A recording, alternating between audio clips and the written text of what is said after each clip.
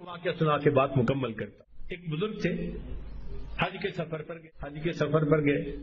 ان کے ہاتھ میں ایک تھیلا تھا، اس کو ہمیانی کہتے ہیں. جیسے عورتوں کا پرس ہوتا ہے نا، تو مردوں کے ہاتھ میں ایسے تھیلے ہوتے تھے پہلے، اس میں اپنی ضرورت کی چیزیں ڈال لیتے تھے. تو وہ ہمیانی تھی ان کی، اس میں ان کے پیسے بھی تھے، سارا کچھ تھا. ایک نوجوان آیا اور اس نے جلدی سے دوڑتے ہوئے جو ہمیانی ان سے چھینی اور چھین کے بھاگ گیا. اب وہ بزرگ بڑے حیران، کوئی نوجوان میرے پیسے ہمیانی سب کچھ چھین کے بھاگ گیا. تھوڑی دیر انہوں نے دیکھا، پھر اپنے گھر کی طرف چل پڑے. اللہ کی شان کہ جس نے ہمیانی چھینی تھی نا، یہ تھوڑی دور آگے گیا تو اچانک جو اس کے کیفیت ہوئی تو اس کی آنکھوں کی بینائی چلی گئی. کئی دفعہ ہوتا ہے نا، بیٹھا ہوا آدمی اٹھے تو آنکھوں میں اندھیرا آ جاتا ہے، تو اس کی بھی ایسی حالت ہوئی کہ اس کی آنکھوں میں اندھیرا، بینائی چلی گئی. لو جی، اس نوجوان نے تو رونا شروع کر دیا. لوگوں نے پوچھا کیوں روتے ہو؟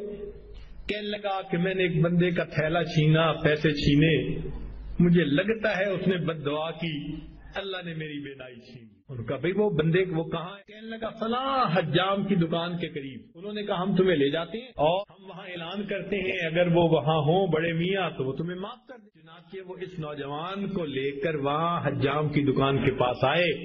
حجام سے پوچھا بھئی ایسا بوڑھا آدمی جو تھیلا لے کے گزرتا تھا، اس نے کہا دن میں 5 مرتبہ نماز کے لیے آتے جاتے ہیں، وہ اگلی نماز کے لیے پھر یہیں سے گزریں گے، تم انتظار کرو. سب انتظار میں بیٹھ گئے. اتنے میں وہ بڑے میاں بھی آ گئے. تو جب اس بندے کو بتایا کہ بھئی وہ بڑے میاں آ گئے، لوگوں نے بھی کہا معاف کر دیں، نوجوان نے بھی کہا پلیز مجھے معاف کر دیں. وہ کہنے لگے میں نے تو اسی وقت ہی معاف کر دیا تھا. معاف کر دیں.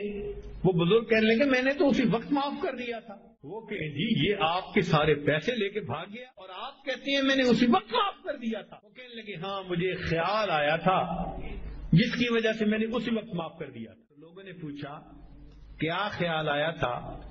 تو وہ بڑے میاں کہنے لگے کہ جب یہ میرا تھیلا لے کے بھاگ گیا تو میرے ذہن میں خیال آیا قیامت کا دن ہوگا اور میں اگر اللہ کے سامنے مقدمہ پیش کروں گا تو اس بندے سے حساب لیا جائے گا، اور جتنی دیر میرے اور اس کے مقدمے کے فیصلے ہونے میں لگے گی، آقا صلی اللہ علیہ وسلم نے فرمایا میں امت کا حساب مکمل ہونے سے پہلے جنت میں نہیں جاؤں گا. تو خیال آیا کہ جتنی دیر میرے مقدمے میں لگے گی، میری وجہ سے میرے آقا صلی اللہ علیہ وسلم کو جنت میں جانے میں دیر لگے گی، میں نے معاف کر دیا، نہ مقدمہ پیش ہوگا نہ میری وجہ سے میرے آقا کو دیر لگے گی. آج ہماری اگر یہ سوچ بن جائے تو ہم ہر ایک کو معاف نہ کر دیں کہ ہماری وجہ سے تو ہمارے آقا کو دیر نہ لگے نا جنت میں جانے. اللہ اکبر کبیرہ.